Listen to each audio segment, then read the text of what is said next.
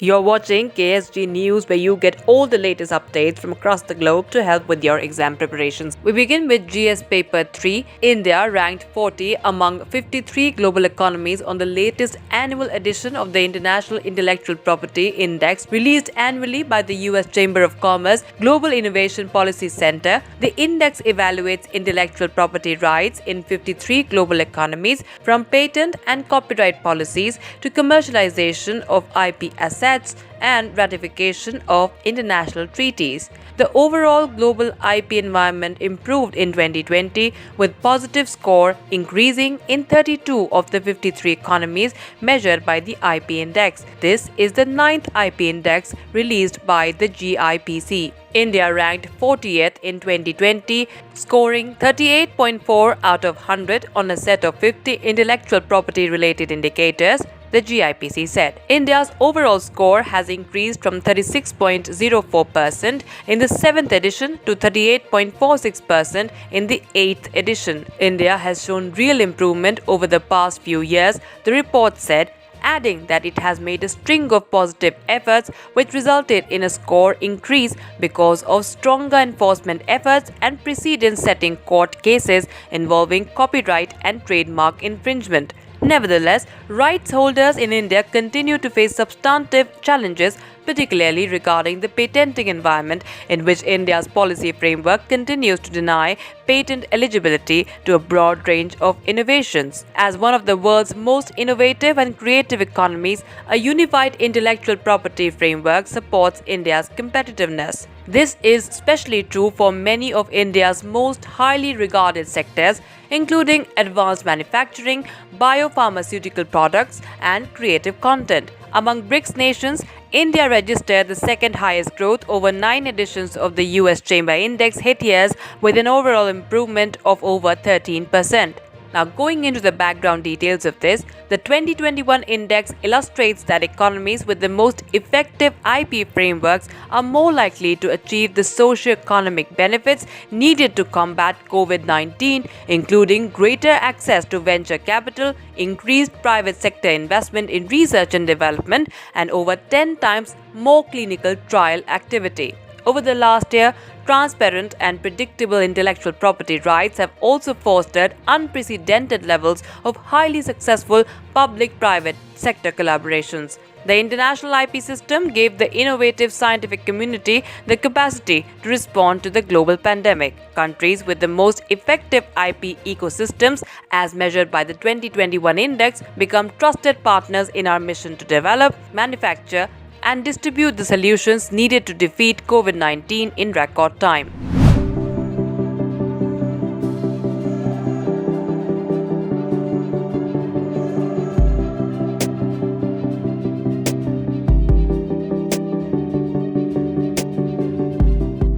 In some more updates related to GS Paper 3, the Centre has issued directions to enable power distribution companies to exit power purchase contracts with old central utilities-run stations, freeing up nearly 20 gigawatt capacity that can enter into short and medium-term tie-ups or sell-on exchange. The Union Power Ministry has issued guidelines giving choice to the power distribution companies to continue or exit PPAs that have completed their 25-year term and allowing the generators to sell electricity in any mode. The old PPAs consist mostly of those between Discoms and power plants of NTPC, NLC India, Damodar Valley Corp and state generation companies. There are about 280 thermal power plants with 44,000 megawatt capacity that have completed 25 years. The guidelines are expected to pave the way for surrender of completed contracts with state Genco power plants too. The move would enable power distribution companies to hand over legacy PPAs from inefficient plants to reduce costs and make way for new PPAs, including from renewable sources. The efficient power plants are expected to head to power exchanges, leading to market deepening. Earlier, there was a condition on Discoms of exit from all the PPAs in a basket. The ministry has permitted an option to exit from the PPAs one by one. Power distribution companies in Delhi, for example, have been seeking to surrender PPAs with state and centre-run plants, citing high costs. The guidelines issued by the Power Ministry allowed distribution utilities to relinquish or keep the PPAs with central generating stations that have completed their tenure. The distribution companies will have the first right to avail PPAs from such central power stations. The central generating stations whose power gets relinquished by states would be free to sell power through short and medium-term contracts in the power exchanges or reallocate the power to willing buyers. And now we shift focus to GS Paper 2. This piece of news is in connection with international relations. Close on the heels of India-Pakistan armies recommitting themselves to the 2003 ceasefire on the line of control in Jammu and Kashmir, the Indus Commissioners of India and Pakistan are meeting for the first time in almost 2 years. The two-mandatory meeting is being held with all COVID-19 related protocols in New Delhi. The meeting being held in New Delhi is in a bid to resolve a host of outstanding issues under the Indus Water Treaty. Now, what is India building on the Chenab River? 1000 megawatt Pakaldu hydroelectric project on river Marusudar, which is a tributary of the river Chenab, and this project is located in Kishtwar district of Jammu and Kashmir. Also, there is another project being developed on the Chenab River at Lower Kalnai. The relations between the two countries worsened. Pulwama attack on the 14th of February 2019,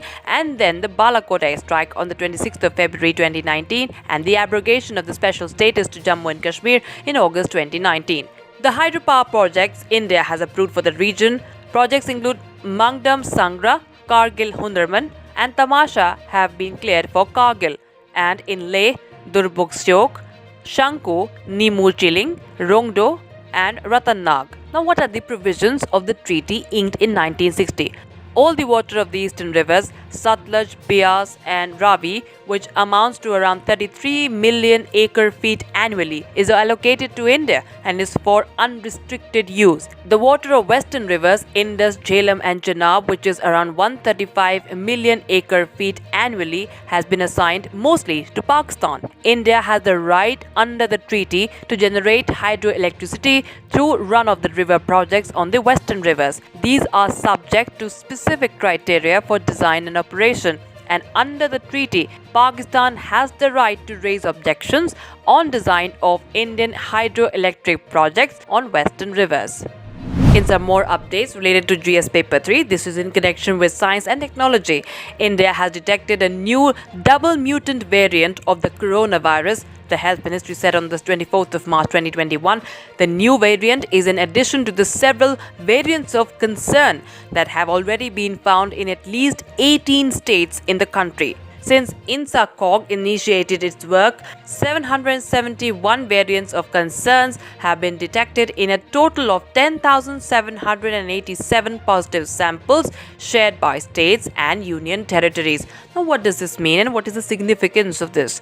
The Indian SARS-CoV-2 Consortium on Genomics is a grouping of 10 national laboratories that was established by the Ministry of Health and Family Welfare on the 25th of December 2020. INSA-CoG has since then carried out genomic sequence and analyzing of circulating COVID-19 viruses and correlating epidemiological trends with genomic variants. Genomic variants of various viruses are a natural phenomena and are found in almost all countries.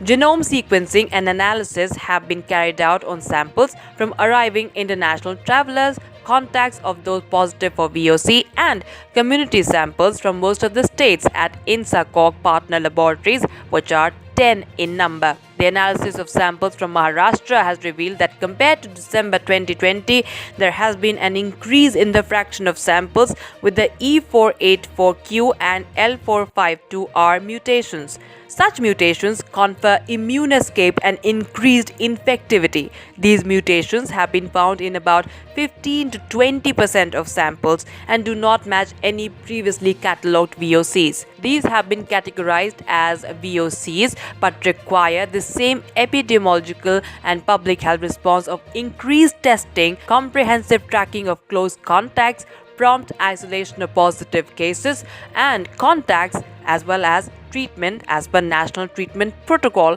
by the states or the union territories. That's it in this edition of KSG News. Stay tuned for more such short, concise and informative videos.